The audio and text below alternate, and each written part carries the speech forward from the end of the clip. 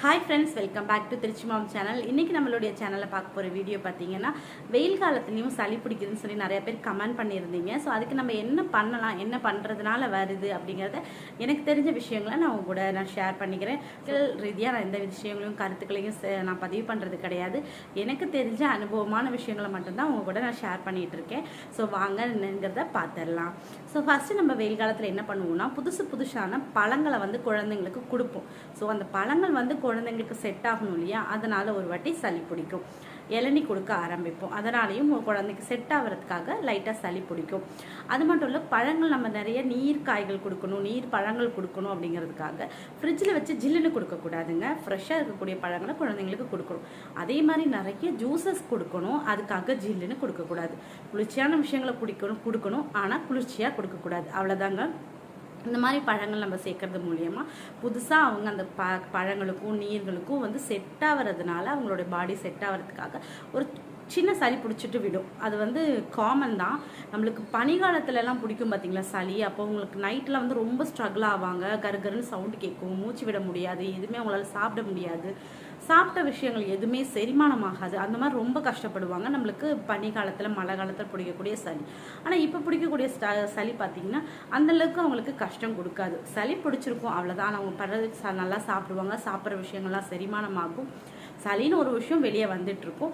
அதுக்காக நீங்கள் கொடுக்கக்கூடிய பழங்களையோ ஜூஸஸையோ நிப்பாட்ட வேண்டாம். நீங்கள் அதை எப்போதும் போல் கொடுத்துட்டு இருக்கலாம். என்ன ஜில்லுன்னு கொடுக்கக்கூடாது. அதே மாதிரி சாப்பிட்டதுக்கு அப்புறம் பார்த்தீங்கன்னா ஒவ்வொரு வாட்டியுமே வந்து நம்ம என்ன பண்ணுவோம், துணியை பிழிச்சிட்டு தொடச்சி விடுவோம். அதே வெயில் காலம் தானே அப்படின்ட்டு பைப்பை திறந்து விட்டு அப்படியே வாயை தொடச்சி விடுறது. ஸோ ஈரமாயிடுது. அந்த மாதிரி ஒரு 3 வேளை 5 வேளை சாப்பாடு கொடுக்குறப்ப ஒவ்வொரு வாட்டியுமே பைப்பை திறந்துட்டு தொடச்சி விடுறப்ப என்னாகும், சளி பிடிக்கத்தான் ஆகும்.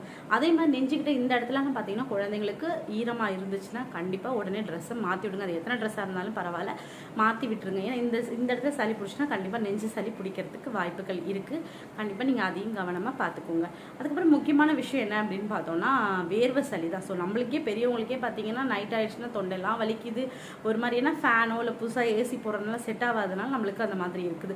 ஸோ உடனே சைடெல்லாம் பார்த்தீங்கன்னா வேர்வை சளி வந்து தண்ணி வந்து நிறைய வேர்வை வரனால முடி இருக்கிறதுனால குழந்தைங்களுக்கு வேர்வை சளியும் பிடிக்கும். அதுக்கும் நம்ம என்ன பண்ணலாம், ஒன்று மொட்டை அடிச்சு விடணும், இல்லைன்னா தலையை நல்லா மேலே ஏற்றி டிக்டாக் கிளிப்பு போட்டு செட் பண்ணி விட்டுறணும். அப்படி இல்லைன்னா தலையை வந்து அடிக்கடி தொடச்சி விட்டுட்டே இருங்க. உங்களை ட்ரிம்மர் பண்ண முடியும் அப்படின்னா ட்ரிம் பண்ணி விட்டுருங்க. ரொம்ப சேஃப்டி, அதுதான் நல்லது.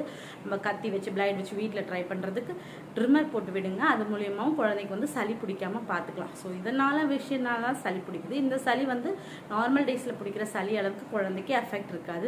ஆனாலும் இந்த சளியும் வந்து நீங்கள் டாக்டர்கிட்ட போய் செக் பண்ணிக்கிறது ரொம்ப நல்லது. ஏன்னா அப்போதைக்கு உங்களுக்கு ஃபுட் என்னென்ன கொடுக்கணும், இல்லை இன்னும் ஏதாவது மருந்து கொடுக்கணுமா அப்படிங்கிறதெல்லாம் அவங்க கூட சொல்லுவாங்க. அதனால் நீங்கள் டாக்டரை பார்க்குறது ரொம்பவே நல்லது. அதுக்கு தான் என்ன பண்ணணும் அப்படின்னா, நம்மளுக்கு வெயில் காலமாகவே இருந்தாலும் தொண்ணூற்றி பச்சலை, வேப்பலை, அதுக்கப்புறம் பார்த்திங்கன்னா துளசி, அதுக்கப்புறம் பார்த்திங்கன்னா ஓமவல்லி இலை, இதெல்லாம் பார்த்திங்கன்னா நல்லா வந்து வெறும் இதில் வதக்குனிங்கன்னா நல்லா வதங்கிடும். அதுக்கப்புறம் ஒரு சின்ன நசுக்கிட்டு அதை ஒரு துணியில் பிழிஞ்சிங்கன்னா சாறு வரும். அந்த சாரை வந்து என்ன பண்ணுறீங்கன்னா, பெரிய பசங்களுக்கு ஒரு சங்கு ஃபுல்லாக ஊற்றுங்க. இன்னும் கொஞ்சம் சின்ன பசங்களுக்கு ஒரு 5 ml இருக்கிற மாதிரி ஊற்றுங்க. இந்த மாதிரி 1 year குழந்தைங்களுக்கு வந்து 1 ml ஊற்றுங்க. வாரத்தில் ஒரு 4 நாள் ஊற்றினாலே போதும். எப்போதுமே சளி வராது. இது குளிர்காலத்துலேயும் சரி இப்போவும் சரி சளி பிரச்சனையே இருக்காது. அப்படிங்கிற அளவுக்கு இது ரொம்ப நல்லாயிருக்கும். ஸோ ட்ரை பண்ணி பாருங்கள்.